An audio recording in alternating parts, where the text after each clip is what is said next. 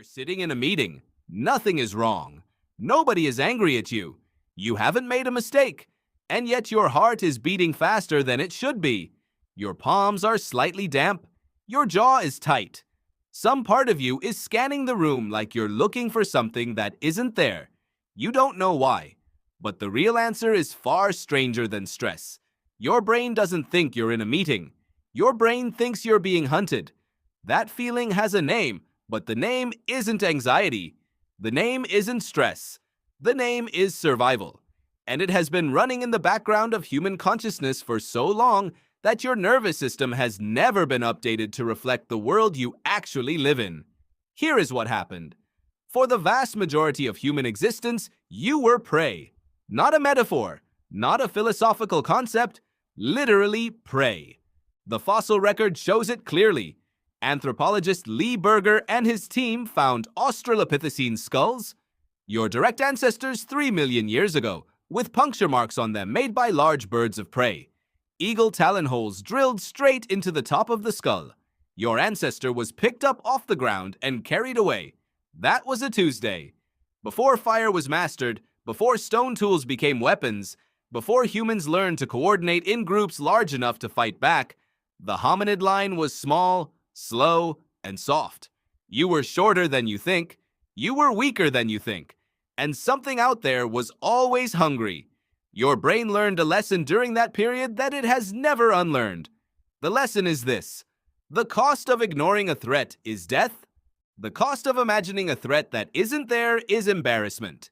And evolution does not care about embarrassment. This is what neuroscientist Joseph Ledoux spent decades mapping in his research on the amygdala. The amygdala is a small almond-shaped cluster deep inside your brain. It does not think. It does not reason. It pattern matches. And its pattern library was written in a world where the rustling in the tall grass was almost certainly something that wanted to eat you. When your amygdala detects something, a loud noise, a social judgment, an unanswered message, a sudden movement at the edge of your vision, it fires before your conscious mind has processed anything at all. Ledoux called this the low road. The signal bypasses your prefrontal cortex entirely. It hits your body first. Heart rate, cortisol, pupils, jaw. All of it happens before you decide to be afraid. The decision was made for you 3 million years ago. This is why you flinch at a car backfiring. This is why public speaking triggers the same physiological cascade as encountering a predator. Your amygdala does not understand that the audience cannot eat you, but it goes even deeper than that. Psychologist Arne Oman at the Karolinska Institute conducted a series of experiments in the 1990s that revealed something extraordinary. He showed subjects images, snakes, spiders, flowers, mushrooms, and tracked how quickly fear responses were triggered. Snakes and spiders triggered fear reactions faster than anything else, even when the images were flashed so briefly that the subjects couldn't consciously report seeing them. Less than 30 milliseconds. Below the threshold of conscious awareness. Fear, without seeing. Threat detection running entirely beneath the surface of your mind. Oman concluded that these fear responses are evolutionary inheritances, not learned, not culturally transmitted, loaded at the factory. Your ancestors who were slow to fear snakes did not pass their genes forward. You are descended from the ones who flinched first and asked questions later. And here is where it gets strange. That same fear architecture, built for predators in the savannah, is now pointed at things your ancestors never encountered. The notification on your phone. The silence after you send a message you regret. The moment before a performance review. The walk across a crowded room where you feel like every eye is tracking you.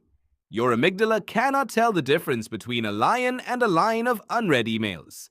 It processes social threat the same way it processes physical threat. Because in the world your brain was built for, social rejection was a death sentence. Researcher Naomi Eisenberger at UCLA demonstrated this in a landmark neuroimaging study. She had subjects play a simple virtual ball-tossing game. Midway through, the other players, actually a computer program, stopped passing to them. The subject was simply excluded from a game. And the brain regions that activated? The same regions that activate during physical pain. The dorsal anterior cingulate cortex. The same neural pathway. Exclusion and injury. Your brain files them together. This is not a metaphor. In the environment your ancestors evolved in, being cut off from the group was not a social inconvenience, it was a terminal event. Alone on the savannah, you, Ella,